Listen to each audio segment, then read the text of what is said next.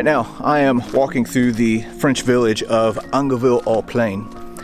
And on D-Day, this is the general area that the men of the 101st Airborne would have dropped into.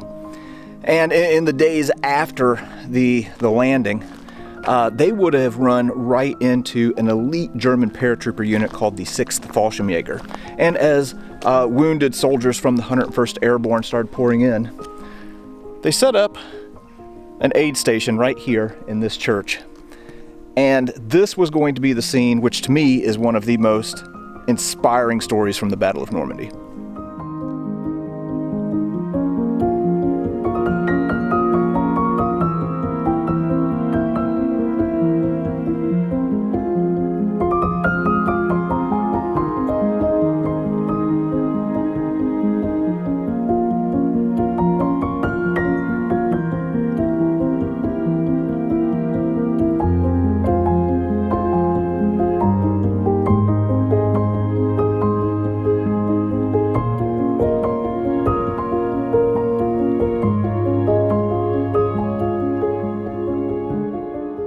Right, well, I'm getting ready to walk into the church.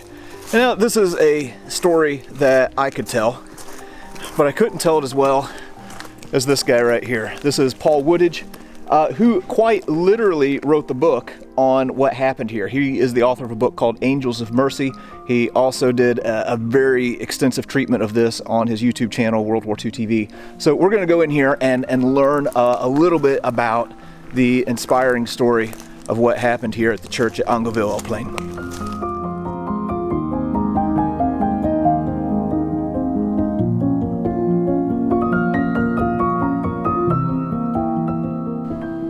We are on the edge of Drop Zone D, which was the southernmost drop zone for the 101st Airborne on D-Day. Incredibly confused fighting. There were German troops, Georgian troops in there, Fallschirmjäger later on. Incredible combat back and forth. Individual buildings and farms changing hands multiple times on D-Day, and the casualties grew and grew.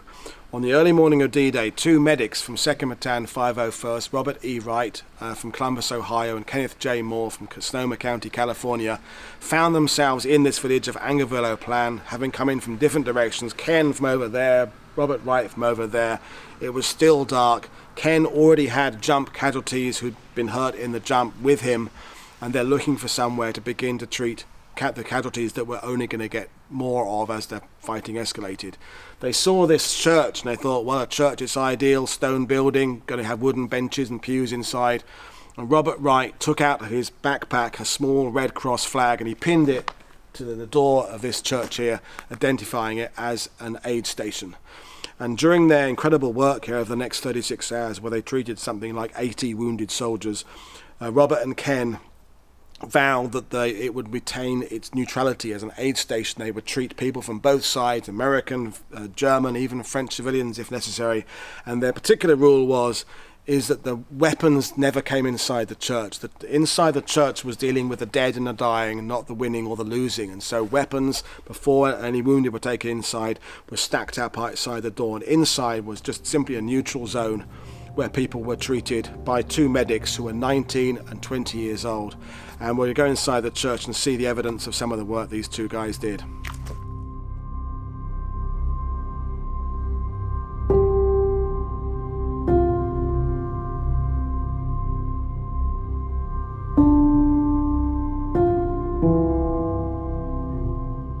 So when Robert and Ken came inside this church here and they looked at these pews, they realized it's an ideal place to start treating wounded. And initially they just started putting guys wherever they kind of sat. And later on, when more and more came in, they wished they'd put the guys with the less serious injuries towards the back wall and the guys with the more serious injuries near the aisle here, so you get to them easier. But they just started piling them in where they were. And 3 or 4 or 5 guys per pew compartment. You can imagine they were packed in here like sardines, with guys lying down who were very badly wounded, and others sort of sitting on the floor to stop the guys on the benches from falling off.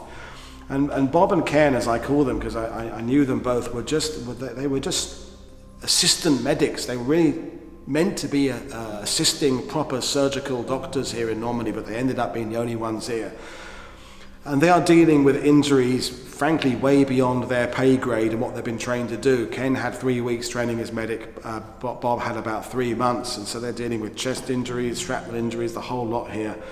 And eventually, somewhere between 70 and maybe 85 wounded men were brought in here, and every available space was used, and not just the pews, but up there and the side there. And one of the fascinating things about this area now is these events were nearly 8 decades ago, and tour groups come here, and it's hard to imagine that these events genuinely took place here, but one of the striking things is there are still bloodstains on the wooden pews where you can see where men were lying and bleeding, and it's a tangible reminder that these events actually occurred here. And it's just an amazing thing when you see visitors, their reaction to seeing the bloodstains. We've seen bullet holes out with filming in the last couple of days, we've seen shrapnel damage, but seeing bloodstains is something very, very human.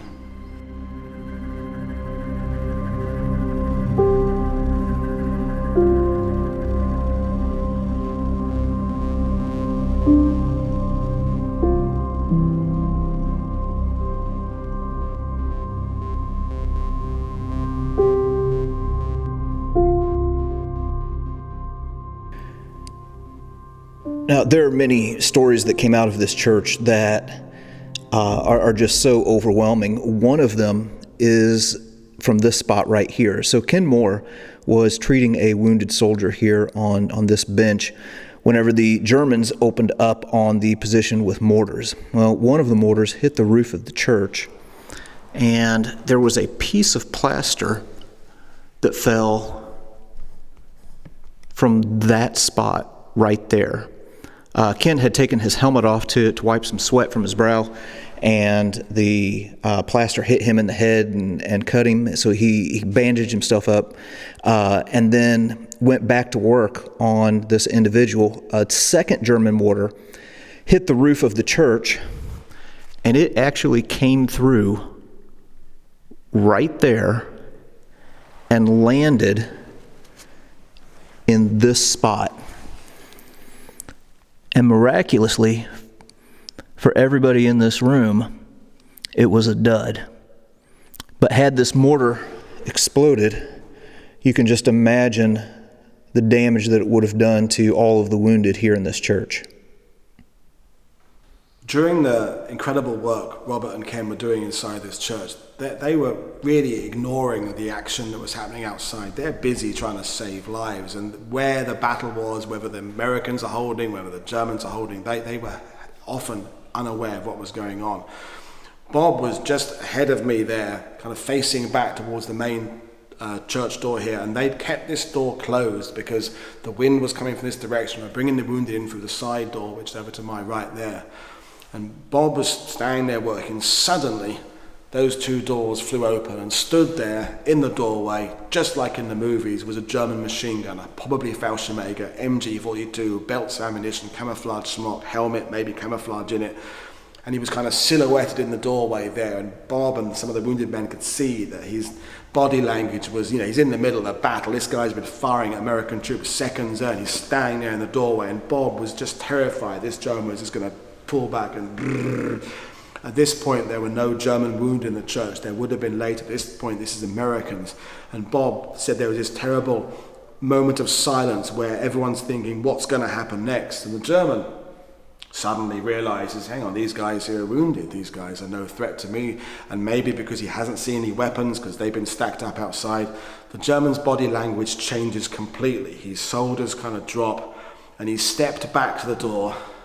He lowered the machine gun and he crossed himself. He was obviously a Catholic, as a lot of the Germans were, and he went backwards out the door, closed the door gently behind him, and kind of nodded to Bob that we won't bother you again. And behind the first German with the machine gun was the assistant machine gunner. And years later, I think this is probably Robert Wright's very last visit to Angoville. I was outside there, and Robert Wright had an opportunity to meet the German machine gunner's assistant who was back here. His name was Joachim Downs, and I got to know Joachim quite well. We used to communicate in French, because Joachim used to say, Herr Hitler didn't let us learn much English, he said, but I did speak some French, so we communicated in French.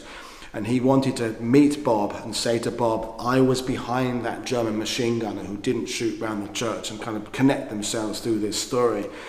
And I asked Joachim, I said, what happened to the German machine gun? He said, oh, he got killed a few days later.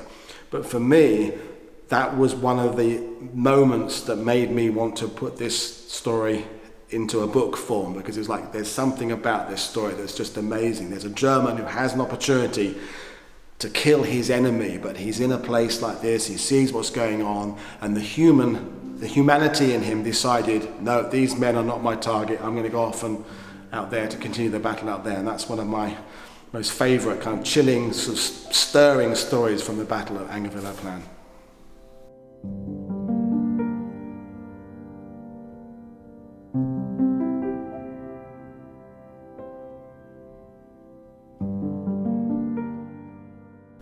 There's an interesting parallel to this story.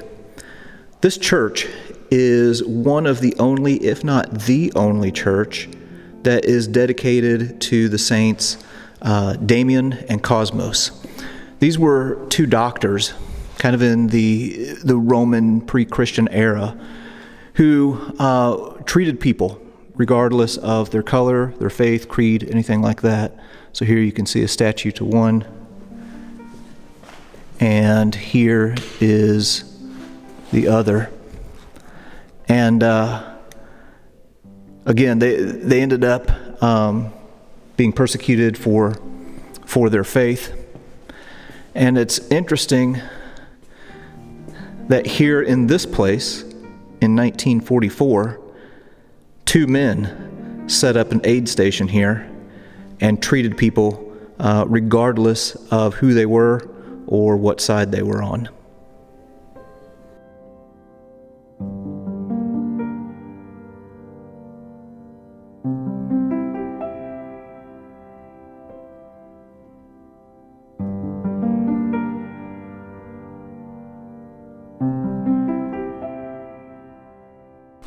The things that happened here at the church at Angoville au Plain obviously had a deep impact on the men who served here, and especially on the two medics.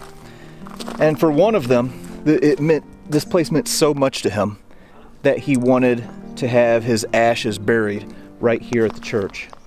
So in this spot are part of the cremated remains of Robert Wright.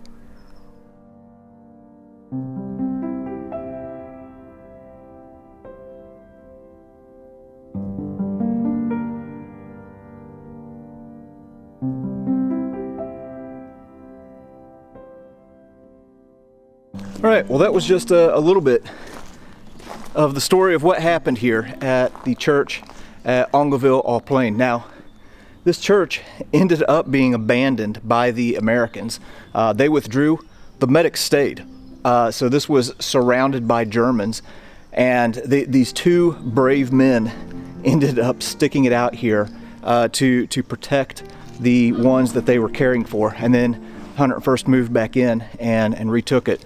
You can learn a lot more about this story by reading Paul's book, which is appropriately titled Angels of Mercy. But pretty amazing to think about how this place right here, which people came to as a means of spiritual healing, in the days after D-Day in the Battle of Normandy became a place of physical healing. Much to reflect on here.